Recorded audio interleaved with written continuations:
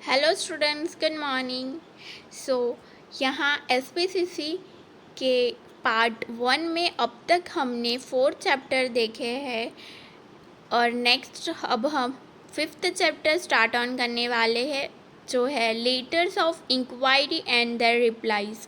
तो अब तक हमने कमर्शियल कॉरेस्पॉन्डेंस हमारे पार्ट 1 में अब तक ओनली कॉरेस्पॉन्डेंस क्या है, देन ओवरऑल रिटन कम्युनिकेशन कैसे पॉसिबल हो सकती है, उसके बाद हमने फॉर्मेट देखे fully block style, modified style, तो वो कैसे राइट डाउन होती है, कंपलसरी पार्ट क्या है लेटर के, वो सब डिस्कस किए। तो अब तक हमने ओनली ओवरव्यू देखे है कि लेटर में क्या क्या होता है, बट एक्चुअल लेटर अब हम लिखेंगे।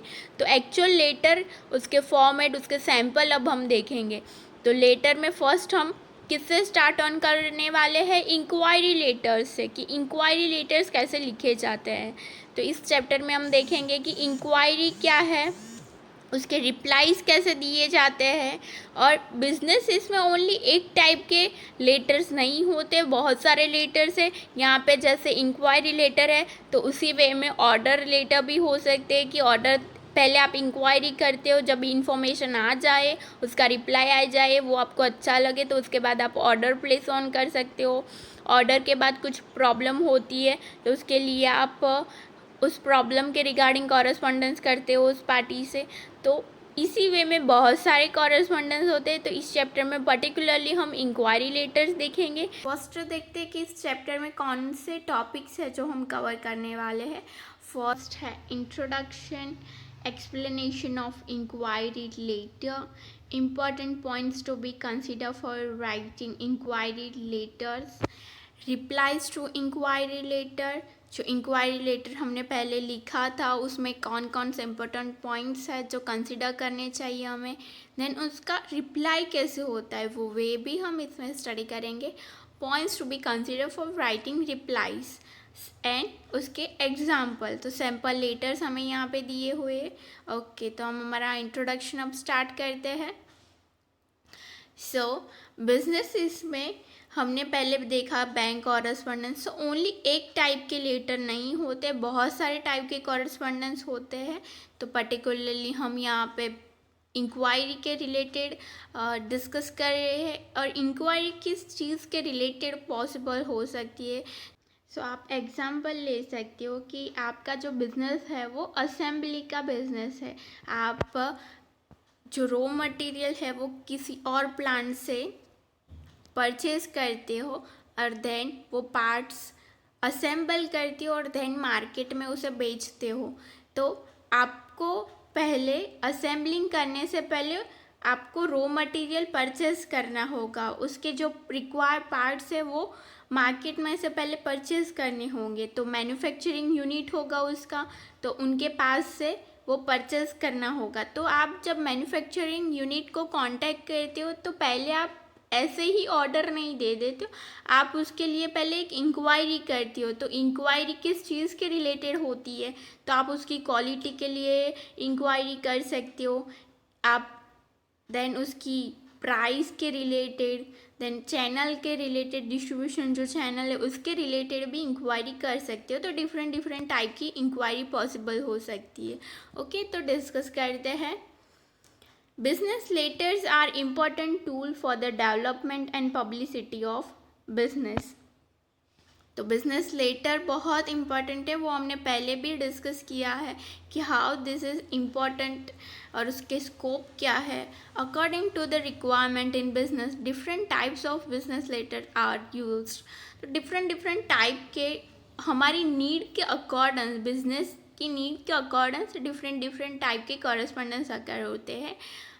In this chapter, we shall discuss inquiry letters and reply to inquiry letters with the help of some sample letters। तो यहाँ पर्टिकुलर इस चैप्टर में हम इंक्वायरी लेटर के बारे में डिस्कस करेंगे और उसके बाद उसके सैम्पल्स भी डिस्कस करेंगे, उसे देखेंगे। It is very much necessary for a modern businessman to obtain latest information through inquiry in order to develop his business and to maintain his place in the world of commerce।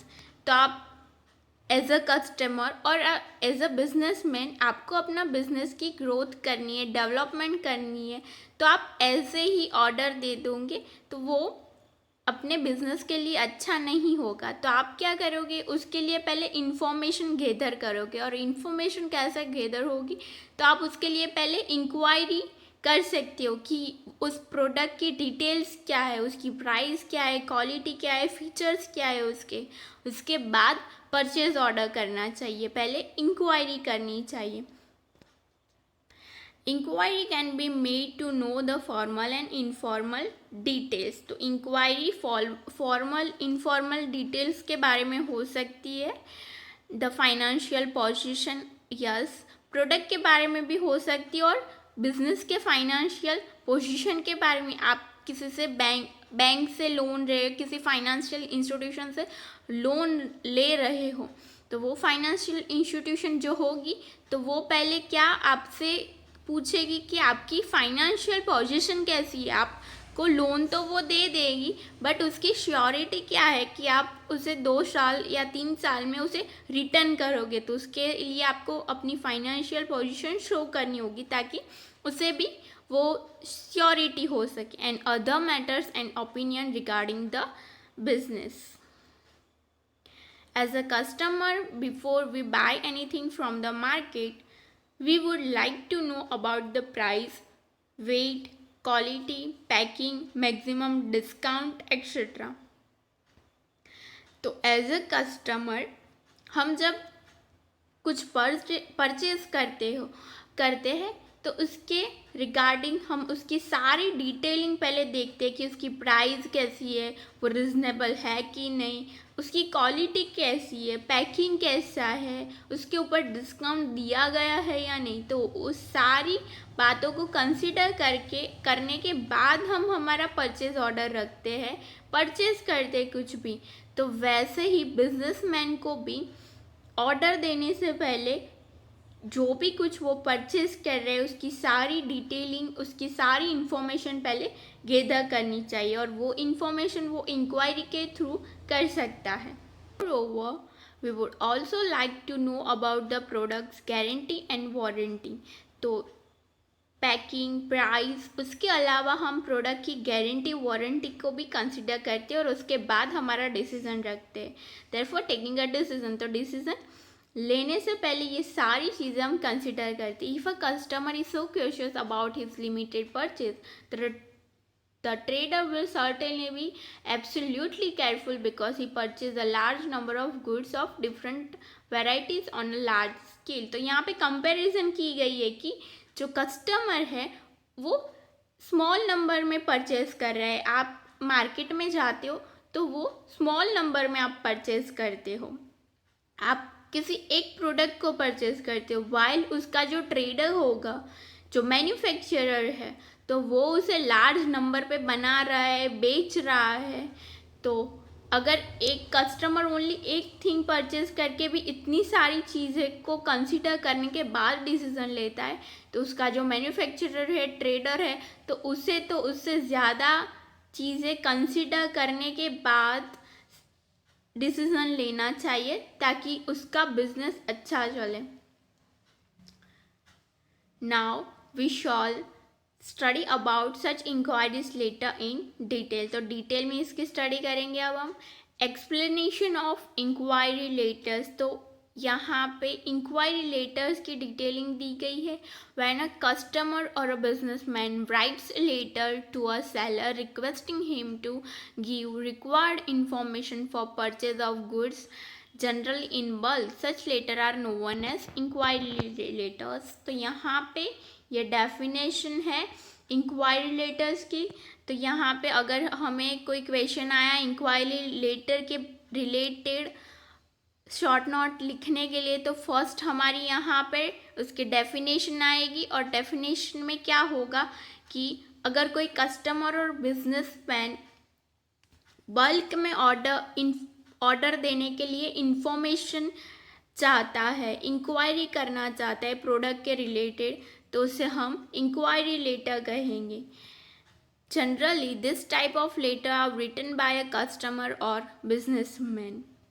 Inquiry letters are frequently written by customer or buyer in the world of commerce. Customer purchase करने से पहले different seller के पास जाके information gather करके अपना decision सब कुछ analyse करने के बाद जो भी अप्रोप्रिएट सेलर उसे लगेगा उससे वो परचेज करेगा.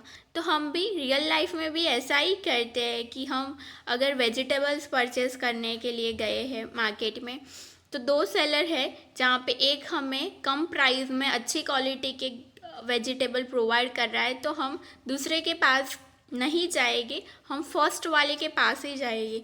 तो रियल लाइफ में भी अगर हम एज अ कस्टमर हम स्मॉल लेवल में परचेज कर रहे हैं, फिर भी इतनी अप्रोप्रिएट इतनी सारी चीज़ें कंसिडर करने के बाद हमारा डिसीज़न लेते हैं, तो बिजनेसमैन को ये सारी थिंग्स कंसिडर करने के बाद ही, इंक्वायरी करने के बाद ही डिसीज़न लेना चाहिए.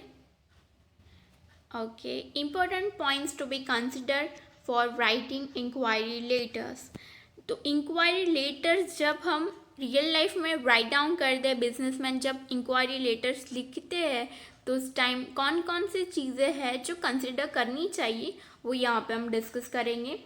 इन the beginning of an inquiry letter, letter writer gives introduction of his firm और ऑर्गेनाइजेशन. तो हम पहले भी जो सारे कॉरेस्पॉन्डेंस कर रहे थे गवर्नमेंट के साथ, एम्प्लॉय के साथ, कोई मेमो लिख रहे थे, नोटिस लिख रहे, तो उसमें भी हम पहले हमारे फर्म का इंट्रोडक्शन आता है, फर्म का नेम आता है. तो यहाँ पे भी वही करना है, पहले फर्म का नेम लिखना है, उसके बारे में जनरल थिंग्स डिस्कस करनी है पहले. उसके बाद next it should be mention whether the inquiry is in reference to an advertisement by the seller in reference to the details of business directory or through the recommendation of someone.